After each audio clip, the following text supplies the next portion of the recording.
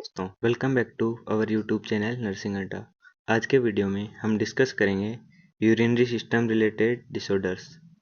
तो आज के वीडियो में हम देखेंगे कि यूरिनरी सिस्टम के जो डिसऑर्डर्स हैं उनको कैसे याद किया जाए। जैसे acute renal failure, chronic renal failure हो गया, इनको कैसे याद किए, इनके क्या क्या कॉजेज हैं, कौन कौन से रिस्क फैक्टर हैं जिनसे होने के चांस होते हैं, क्या डायग्नोसिस कर सकते हैं और कौन कौन से एक नर्स को मैनेजमेंट करने पड़ते हैं पेशेंट को ट्रीट करने के लिए। तो जैसे कि आपको पता है कि MSN 1 और MSN 2 का सिलेबस बहुत बड़ा है और हर सिस्टम में बहुत सारी डिजीज़ है, तो सबको याद करना इतना आसान नहीं है। तो मैंने सोचा क्यों ना कि सब डिजीज़ में जो कॉमन चीज़ें हैं वो आप सबको प्रोवाइड कर दूं हर सिस्टम से रिलेटेड। तो मैंने रेस्पिरेटरी का वीडियो पहले ही डाल दिया है और आज देख रहे हैं हम यूरिनरी सिस्टम का। तो सबसे पहले आपको क्या देखना है, जैसे पेपर मिले उसमें आपको फाइंड आउट करना है कि जो क्वेश्चन है वो किस सिस्टम से रिलेटेड है। जैसे कार्डियो का है, यूरिनरी का है, रेस्पिरेटरी का है या GI का है। फिर आपको देखना है, अगर क्वेश्चन आपको याद है तो अच्छा है, लिख दो। अगर आपको क्वेश्चन नहीं आता तो जो मैं ये कॉमन चीज़ें बता रहा हूँ वो आपको लिखनी है। उसके लिए आपको क्या करना है, जितने भी मैंने लिखे हैं वो डेफिनेशन आपको याद करनी है। मैंने हिंदी और इंग्लिश दोनों में लिख दिया, तो आप एक बार पढ़ोगे उसमें आपको याद हो जाएगा। पहला है एक्यूट रीनल फेलियर। यह वह स्थिति है जिसमें किडनी के अचानक ही असामान्य रूप से कार्य करना बंद कर देने के कारण ब्लड में नाइट्रोजनस वेस्ट प्रोडक्ट्स की मात्रा बढ़ जाती है। यानी इस कंडीशन में जो किडनी है वो अपना फंक्शन जो होता है एक्सक्रेशन का वो करना बंद कर देती है, जिसके कारण जो नाइट्रोजनस वेस्ट हैं वो बॉडी में बढ़ जाते हैं। इसे ही एक्यूट रीनल फेलियर कहा जाता है। ये अचानक से होने वाली डिजीज़ है। जैसा कि हम जानते हैं कि शरीर में विभिन्न मेटाबॉलिक प्रोसेस के द्वारा यूरिया, क्रेटिनिन और यूरिक एसिड जैसे नाइट्रोजनस वेस्ट का निर्माण होता है। सामान्य रूप से कार्य करते हुए किडनी इन वेस्ट प्रोडक्ट्स को शरीर से बाहर निकालने का कार्य करती है। किडनी द्वारा अचानक कार्य करना बंद कर देने से इन वेस्ट प्रोडक्ट का एक्सक्रीशन नहीं हो पाता और ये बॉडी में असामान्य रूप से एक्यूमुलेट होने लग जाते हैं। तो ये है एक्यूट रीनल फेलियर। ऐसे ही दूसरा है chronic renal failure. Chronic renal failure एक ऐसी इरिवर्सिबल स्थिति है, यानी ये वापस ठीक नहीं हो सकती। जो एक्यूट रीनल फेलियर थी वो वापस ट्रीट की जा सकती थी। इसमें व्यक्ति की दोनों किडनीज कार्य करना बंद कर देती है। ऐसा होने से बॉडी में जो नाइट्रोजनस वेस्ट हैं वो एक्यूमुलेट होने प्रारंभ हो जाते हैं तथा बॉडी का जो होम्योस्टेसिस है वो बिगड़ जाता है। क्रोनिक रीनल फेलियर एक लाइफ थ्रेटनिंग कंडीशन है जो कि बॉडी में सभी ऑर्गन्स को प्रभावित करती है। इस दौरान व्यक्ति में होम्योस्टेसिस को बनाए रखने तथा व्यक्ति को सर्वाइव करने के लिए डायलिसिस की जरूरत पड़ती है। दो तरह का डायलिसिस होता है, पेरिटोनियल डायलिसिस और हीमोडायलिसिस, या फिर किडनी को ट्रांसप्लांट किया जाता है जब क्रोनिक रीनल फेलियर हो जाता है। तो तीसरा है इनकंटिनेंस ऑफ यूरिन। व्यक्ति में यूरिन का अनैच्छिक रूप से त्याग होना इनकॉन्टिनेंस ऑफ यूरिन कहलाता है। यानी इनवॉलेंट्री जो रिलीज होता है यूरिन का वही इनकंटिनेंस ऑफ यूरिन कहलाता है। इस स्थिति में व्यक्ति यूरिन को यूरिनरी ब्लडर में रोक नहीं पाता, यानी वो कंट्रोल नहीं कर पाता, अपने जो स्पिंक्टर्स है यूरिनरी ब्लैडर के उन पे कंट्रोल नहीं कर पाता और इनवॉलेंट्री यूरिन पास आउट कर देता है। नेक्स्ट है retention of urine. Retention of urine का अर्थ है व्यक्ति द्वारा यूरिन एक्सक्रीट नहीं कर पाना है। ये इनकंटिनेंस ऑफ यूरिन का बिल्कुल अपोजिट है। रिटेंशन यानी बॉडी के अंदर रह जाता है, वापस यूरिन एक्सक्रीट नहीं कर पाता। इस स्थिति में यूरिन फॉर्मेशन तो नॉर्मली होता है, परंतु एक्सक्रीट नहीं हो पाने के कारण ये ब्लैडर में ही एक्यूमुलेट होता रहता है, जिससे पेशेंट में स्वेलिंग वगैरह देखने को मिल सकती है। अगला है यूरिनरी ट्रैक्ट इन्फेक्शन, जिसे UTI के नाम से जाना जाता है। जो यूरिनरी ट्रैक्ट के अंग हैं जैसे ब्लैडर हो गया, यूरेटर हो गया तथा यूरेथ्रा में इन्फेक्शन के होने को ही यूरिनरी ट्रैक्ट इन्फेक्शन कहा जाता है। नेक्स्ट है ग्लोमेरुलोनेफ्राइटिस। जो ग्लोमेरुलाइज होते हैं किडनी के, उनके इन्फ्लामेशन को ही ग्लोमेरुलोनेफ्राइटिस कहा जाता है। नेक्स्ट डेफिनेशन है यूरोलिथियासिस और नेफ्रोलिथियासिस। यूरोलिथियासिस और नेफ्रोलिथियासिस में क्या होता है, स्टोन फॉर्मेशन होने लग जाता है। यूरिनरी सिस्टम की कॉमन प्रॉब्लम में से एक है।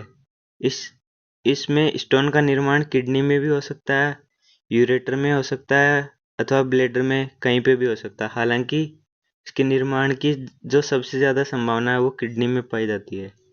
यूरोलिथियासिस होता है यूरेटर्स में स्टोन का पाया जाना, और नेफ्रोलिथियासिस होता है किडनी में स्टोन का पाया जाना, नेफ्रोलिथियासिस कहलाता है। तो आप सबको क्या ध्यान रखना है, ये सारी डेफिनेशन आपको याद होनी चाहिए। और फिर जो मैं ये कॉमन चीज़ें बता रहा हूँ वो आप हर डिजीज में लिख सकते हो यूरिनरी सिस्टम के। तो चलिए शुरू करते हैं आगे। तो सबसे पहले आपको कॉजेज पता होनी चाहिए कि इसके क्या क्या कॉजेज हैं। पहला कॉज है आर्टीरियो वीनस मालफॉर्मेशन, यानी जो आर्टरीज और जो वेन्स होती है वो एबनॉर्मली एक दूसरे से फ्यूज हो जाती है। तो पहला कारण ये हो सकता है यूरिनरी डिसऑर्डर का। दूसरा है एम्बोलिज्म।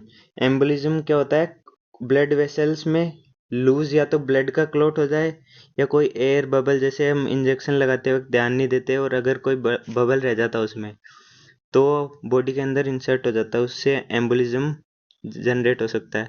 अगला है थ्रोम्बोसिस, यानी कोई थिक यानी गाढ़ा ब्लड जम जाता है, मतलब ब्लड ब्लड वेसल्स में या हार्ट में, तो इसको थ्रोम्बोसिस कहते हैं।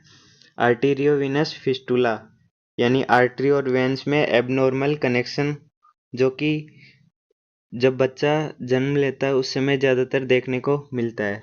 नटक्रैकर सिंड्रोम, ये एक वेन कंप्रेशन डिसऑर्डर है, रेयर वेन कंप्रेशन डिसऑर्डर्स है जो देखने को मिलता है। कॉमनली नहीं देखने को मिलता है, ये रेयरली देखने को मिलता है। अगला है कोएगुलेशन एबिलिटी एबनॉर्मेलिटी, यानी एबनॉर्मली ब्लड क्लॉट होने लग जाता है, जिसके कारण यूरिनरी डिसऑर्डर्स देखने को मिल सकते हैं। अगला है शॉक, डिहाइड्रेशन, कोई इंजरी या ट्रॉमा, और यूरिनरी ट्रैक्ट इन्फेक्शन, ये सब देखने को मिलते हैं। और लास्ट है हेमरेज। तो ये कुछ इसके कॉजेज थे जो हमें यूरिनरी सिस्टम में देखने को मिलते हैं। ये कुछ कॉमन कॉजेज है जो हर यूरिनरी सिस्टम के डिसऑर्डर्स में देखने को मिलते हैं। अगला है इसके क्या क्या साइन एंड सिम्टम्स है। तो साइन एंड सिम्टम्स है हिमेचूरिया, यानी यूरिन के अंदर ब्लड आना। प्रोटीन यूरिया, यानी यूरिन के साथ प्रोटीन की मात्रा आना। जब टेस्ट करवाते हैं तो यूरिन में प्रोटीन की मात्रा अत्यधिक पाई जाती है। तीसरा है डाइसूरिया, यानी यूरिनेशन के समय जलन होना। फटीग, थकान। एनयूरिया, यूरिन का बिल्कुल ही ना पास आउट करना एनयूरिया कहलाता है। पेन इन लंबर रीजन, जो लंबर रीजन होता है उसमें पेन देखने को मिलता है। ब्लड यूरिया नाइट्रोजन, यानी ब्लड के अंदर यूरिया और नाइट्रोजन का बढ़ जाना। एनोरेक्सिया, भूख नहीं लगती। पाईयूरिया, यानी यूरिन के अंदर पस फॉर्मेशन जिससे कि वाइटिश अपीयरेंस देखने को मिलता है।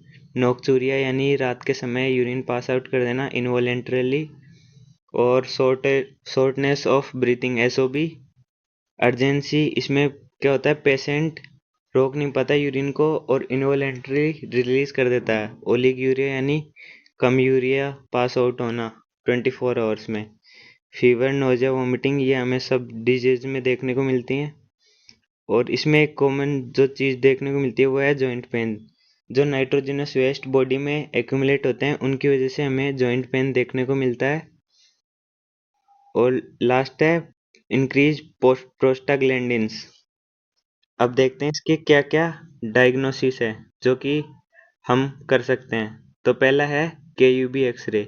केयूबी यानी यूरिनरी ब्लैडर, किडनी और यूरेटर, इन तीनों का एक्सरे करवाया जाता है। अगला है यूरिन एनालिसिस, जिससे पता लगाया जाता है कि यूरिन कितना रिलीज हो रहा है और उसमें प्रोटीन और ब्लड ब्लड तो नहीं आ रहा, उसका टेस्ट किया जाता है। अगला है ब्लड टेस्ट, जिसमें सीरम क्रिएटिनिन और इलेक्ट्रोलाइट्स की मात्रा देखी जाती है।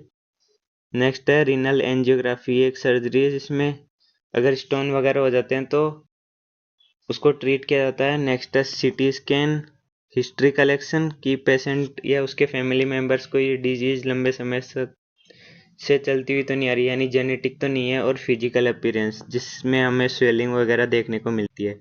तो ये कुछ कॉमन डायग्नोसिस थे जो हमें देखने को मिलते हैं यूरिनरी सिस्टम वाले पेशेंट में। इन इनका इनको देख के हम पता लगा सकते हैं। और लास्ट है मेडिकल मैनेजमेंट। तो क्या क्या हम मेडिकल मैनेजमेंट कर सकते हैं पेशेंट के लिए। Control diabetes by insulin therapy, अगर पेशेंट को डायबिटीज़ है तो इंसुलिन थेरेपी की सहायता से उसे कंट्रोल किया जा सकता है।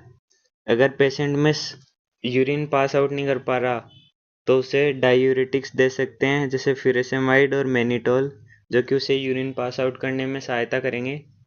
एंटी हाइपरटेंसिव, अगर बॉडी में पेशेंट की बॉडी में ज़्यादा फ्लूइड्स होंगे तो उसकी हाई बीपी रह सकती है, तो उसको ट्रीट करने के लिए हम एंटी हाइपरटेंसिव ड्रग दे सकते हैं, जैसे प्रोपेनोलोल, एटिनोलोल वगैरह। और लास्ट है एंटीबायोटिक्स। एंटीबायोटिक्स किसी भी इन्फेक्शन को ट्रीट करने के लिए एंटीबायोटिक्स दे सकते हैं, जैसे सिप्रोफ्लॉक्सासिन हो गया, ऑफ्लॉक्सासिन हो गया। ये ज़्यादातर यूरिनरी ट्रैक्ट इन्फेक्शन होता है उसमें दी जाती है। और लास्ट है drug according to sign and symptoms of patient, और जो और साइंस एंड सिम्टम्स देखने को मिल रहे हैं पेशेंट के अंदर, उनके अकॉर्डिंग दवाइयाँ दे सकते हैं। और लास्ट है एनाल्जेसिक्स दे सकते हैं, जो कि पेन में रिलीफ करने में सहायता करते हैं पेशेंट को। अब देखते हैं क्या क्या कॉमन नर्सिंग मैनेजमेंट है।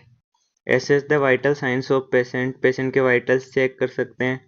एसेस द सीवियरिटी, जो साइन एंड सिम्टम्स देखने को मिल रहे हैं वो कितने सीवियर हैं या नॉर्मल है वो देखना है। Assess the intake output of the patient, intake output को चेक करना है। वेल वेंटिलेटेड इन्वायरमेंट प्रोवाइड करना है। कंफर्टेबल पोजीशन देनी है, पेशेंट को एडवाइस करना है बार बार पोजीशन चेंज करता रहे।